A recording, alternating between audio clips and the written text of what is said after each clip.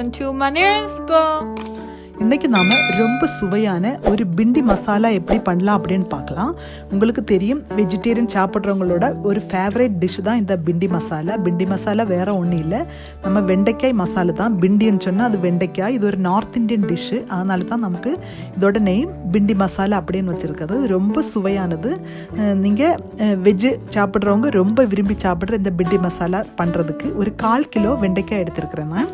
1/4 கிலோட அதிகம் எடுக்க வேண்டாம். இந்த மசாலாவுக்கு 1/4 கிலோ போதுமானதாக இருக்கும்.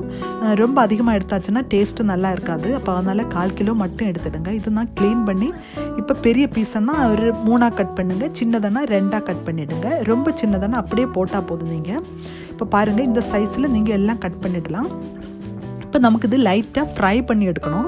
நான் இது மொத்தமாக ஃப்ரை பண்ணுறதில்ல, அதாவது மொத்தமாக ஃப்ரை பண்ணணுன்னா நிறைய ஆயில் நமக்கு வச்சு ஃப்ரை பண்ணணும். அதனால் நான் இப்போ கொஞ்சோண்டு ஆயில் எடுத்து ஒரு 2-3 டேபிள் ஸ்பூன் ஆயில் எடுத்தாலே போதும். இதில் நான் இப்போ கொஞ்சம் கொஞ்சமாக அதை போட்டு ஃப்ரை பண்ண போகிறேன். அதாவது நான் இது 3 ஸ்டேஜஸாக போட்டு ஃப்ரை பண்ணுறேன், 3 டைம்ஸாக போட்டு ஃப்ரை பண்ணுறேன். அப்போ கொஞ்சம் ஆயிலே நமக்கு ஃப்ரை ஆகி இது வரும். பாருங்கள், இந்த சின்னதாக உள்ளதை நான் அப்படி ஹோலாக தான் போட்டிருக்கிறேன், கட் பண்ணாமல். இப்போ நீங்கள் இப்படி கொஞ்சம் கொஞ்சமாக போட்டாச்சுன்னா உங்களுக்கு ஆயில் வேஸ்ட் ஆகாமல் கொஞ்சம் ஆயிலே உங்களுக்கு ஃப்ரை பண்ணி எடுக்கலாம். இது அது மாதிரி வெண்டைக்காய் இது கட் பண்ணுறது முன்னால் நீங்கள் நல்லா தொடச்சி அதை க்ளீன் பண்ணி தொடச்சிட்டு அப்புறமா கட் பண்ணணும். அல்லது அதை நீங்கள் வாஷ் பண்ணி ஒரு நியூஸ் பேப்பரில் கொஞ்சம் நேரம் காய வச்சாச்சுன்னா அந்த ட்ரை ஆகி கிடைக்கும். அதுக்கு பிறகு கட் பண்ணியாச்சுன்னா அந்த குழகுழப்பு தன்மை இல்லாமல் இருக்கும். அல்லது அந்த கத்தியிலெல்லாம் குழகுழப்பாக இருக்கும். அது மட்டும் இல்லை, நீங்கள் பண்ணுற டிஷ்ஷும் அது நல்ல குழஞ்சு போகிறது மாதிரி இருக்கும். அது அப்படி இல்லாமல் நல்ல அழகாக வரணுன்னா நீங்கள் அப்படி ட்ரையாக வெண்டைக்காய் வச்சு அதை கட் பண்ணியாச்சுன்னா கரெக்டாக வரும். அது மட்டும் இல்லை, இது மாதிரி ஆயிலெல்லாம் போடும்போது சம்டைம்ஸ் அது வெடிக்கிறது கூட சான்ஸ் உண்டு. அப்போ அதனால் தண்ணி கொஞ்சம் கூட இல்லாமல் நல்ல ட்ரையாக எடுத்துகிட்டு அப்புறமா நீங்கள் கட் பண்ணியாச்சுன்னா உங்கள் டிஷ்ஷஸ்ஸு நல்ல சுவையாக நல்ல பர்ஃபெக்டாக வரும். இப்போ பாருங்கள், எனக்கு இது ஆயிருக்கு. அதாவது நல்ல ஃப்ரை ஆகணும், ஆனால் ரொம்ப தீஞ்சு போகாமல் இப்படி கலரில் எடுத்தால் போதும். உங்களுக்கு பார்த்தா தெரியாது, கொஞ்சோண்டு கலர் சேஞ்ச் ஆகி அது கொஞ்சம் ஷ்ரிங்காக இருக்கும், அதாவது கொஞ்சம் சுருங்கி இருக்கும். அப்போ அப்படியே நீங்கள் எடுத்தால் போதும். இப்போ பார்க்கும்போதே உங்களுக்கு தெரியும் அது எல்லாம் ஃப்ரை ஆகிருக்குன்னு. இப்போ நான் அந்த லாஸ்ட்டு ஸ்டெப்பு கூட போடுறேன். பாருங்கள், 3ஆமത്തെ அந்த இது கூட 3 டைம்ஸ் நான் போட்டிருக்கேன் டோட்டலாக. அதை கொஞ்சம் கொஞ்சமாக போட்டிருக்கேன். அதனால தான் நீங்கள் இப்போ எல்லாம் கம்ப்ளீட்டாக ஒன்றா போடணுன்னா போடலாம், ஆனால் நிறைய ஆயில் தேவைப்படும். அதனால தான் நான் இப்படி போட்டிருக்கேன். பாருங்கள், இது மாதிரி ஃப்ரை பண்ணி எடுத்துடுங்க. இப்போ எனக்கு கரெக்டாக பர்ஃபெக்டாக நான் ஃப்ரை பண்ணி எடுத்துருக்கிறேன். இவ்வளோதான். இப்போ இந்த எல்லா ஆயிலும் நமக்கு வேண்டாம். அதாவது இதிலேருந்து 1 டேபிள் ஸ்பூன் ஆயில் மட்டும் போதும். அப்போ நமக்கு கொஞ்சோண்டு ஆயில் இதிலேருந்து மாற்றிட்டு நான் இப்போ 1 டேபிள் ஸ்பூன் ஆயில் எடுத்துருக்கிறேன். இந்த ஆயிலில் இப்போ நமக்கு 2 பெரிய சைஸ் ஆனியன் நான் கட் பண்ணி வச்சுருக்கிறேன். அது மாதிரி 2 பச்சை மிளகாய் இவ்வளவும் நமக்கு சாப் பண்ணது கூட போட்டு ஃப்ரை பண்ணலாம். நமக்கு கொஞ்சம் ஆயிலில் இவ்வளவுக்கு ஆனியன் ஃப்ரை பண்ண வேண்டியது இருக்குது. அதாவது நான் ஆயில் கொஞ்சம் ஆட் பண்ணுறதுனால இப்போ நமக்கு ஃபாஸ்ட்டாக இது ஃப்ரை ஆகிறதுக்கு கொஞ்சம் சால்ட் ஆட் பண்ணியிருக்கிறேன்.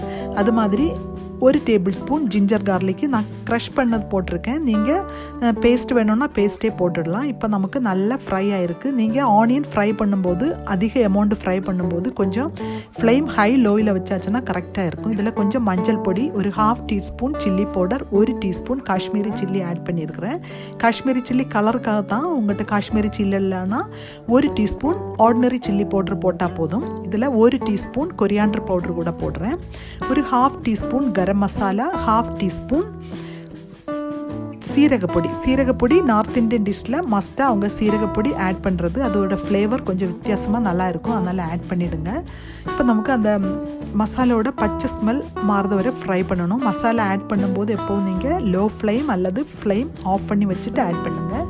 இப்போ இதில் ஒரு பெரிய லார்ஜ் சைஸ் டொமாட்டோ ஆட் பண்ணியிருக்கிறேன். உங்கள்கிட்ட இவ்வளோ ரொம்ப பெருசுது அல்லது நீங்கள் 2 மீடியம் சைஸ் எடுத்துடுங்க, அப்போ கரெக்டாக இருக்கும். நமக்கு இந்த கிரேவிக்கு திக்னஸ் கொடுக்குறது ஆனியனும் டொமாட்டோவும் தான். அதனால தான் இதை நீங்கள் க்ளோஸ் பண்ணி வச்சு அது நல்லா ஸ்மாஷ் ஆகிறது வரை ஒன்று மிக்ஸ் பண்ணி அதை எடுத்துடுங்க. இப்போ நம்ம ஸ்பூனால் கொஞ்சம் லைட்டாக ஒன்று ப்ரெஸ் பண்ணி விட்டாலே போதும், அது நல்லா ஸ்மாஷ் ஆகி கிடைக்கும். இப்போ இதில் 1 டேபிள் ஸ்பூன் கஸ்தூரி மேத்தி விடுறேன். கஸ்தூரி மேத்தி லீஃபு வேறு ஒன்றும் இல்லை, நம்ம வெந்தயக்கீரை தான். இது ட்ரை பண்ண வெந்தயக்கீரை. இதுக்கு பதிலாக நீங்கள் வெந்தயம் போடக்கூடாது.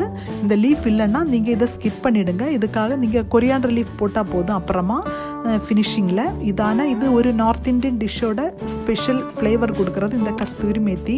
அப்புறமா சீரகம், இந்த ரெண்டும் நமக்கு நார்த் இந்தியன் டிஷ்ஷு மஸ்ட்டாக போடுறது. அதனால் இருந்தாச்சுன்னா ஆட் பண்ணிவிடுங்க, நல்லாயிருக்கும். இதில் கொஞ்சம் ஹாட் வாட்டர் ஊற்றுறேன். நீங்கள் பச்சை தண்ணி ஊற்றக்கூடாது, ஹாட் வாட்டர் தான் ஊற்றணும். அப்போ தான் அந்த பர்ஃபெக்டாக வரும் உங்களுக்கு.